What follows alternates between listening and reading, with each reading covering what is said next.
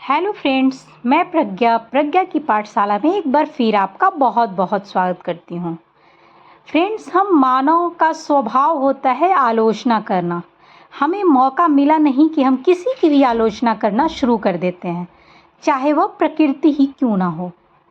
हम यह नहीं समझते कि प्रकृति से, कुदरत से हमें जो मिला है वह ज़रूरत के हिसाब से मिला है और हमें उसमें खुश रहना चाहिए, हमें उसका सम्मान करना चाहिए।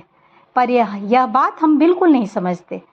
तो इसी से संबंधित, इसी पर आधारित यह कहानी है कि कुदरत हमें किस तरह से सबक सिखाती है। तो चलिए कहानी को बिना विलंब किए शुरू करते हैं।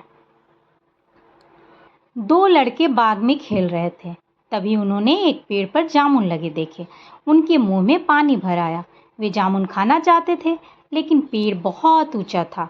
अब कैसे खाएं जामुन? बड़ी समस्या विकट थी।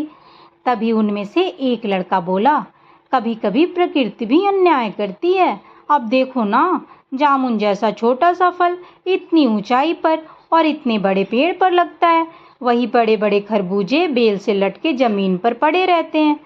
दूसरे लड़के ने भी सहमति जताई। वह बोला, तुम ठीक कहते हो, तुम्हारी बात में दम है, लेकिन मुझे यह बात समझ नहीं आई कि प्रकृति ने छोटे बड़े के अनुपात का ध्यान क्यों नहीं रखा। अब ये भी कोई तुक हुई कि इतना छोटा सा फल तोड़ने के लिए इतने ऊंचे पेड़ पर चढ़ना पड़े। मेरा तो मानना है कि प्रकृति भी संपूर्ण नहीं। तभी अचानक ऊपर से जामुन का एक गुच्छा एक लड़के के सिर पर आ गिरा। उसने ऊपर की ओर देखा, लेकिन कुछ बोला नहीं। तभी दूसरा लड़का बोला, मित्र, अभी हम प्रकृति की आलोचना कर रहे थे और प्रकृति ने ही हमें सबक सिखा दिया। सोचो जरा, यदि जामुन की बजाय तरबूज गिरा होता तो क्या होता? शायद तुम्हारा सिर फट जाता और शायद फिर बच भी ना पाते। प्रकृति जो भी करती है अच्छा ही करती है।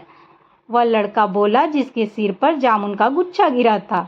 इसलिए जो आपको मिला है आपके लिए वह पर्याप्त है। जो होता है वह आपके अच्छे के लिए होता है। इसीलिए खुश रहना सीखें और जो मिला है उस पर संतोष करना सीखें। तो फ्रेंड्स, आपको यह कहानी कैसी लगी? आप कमेंट सेक्शन में ज़रूर बताइएगा। और कहानी पसंद आए तो मेरे चैनल को सब्सक्राइब कीजिएगा और लाइक का बटन प्रेस कर दीजिएगा। फिर मिलते हैं एक प्यारी सी और इंटरेस्टिंग कहानी के साथ। तब तक अपना और अपनों का ख्याल रखिएगा। Take care. Good bye.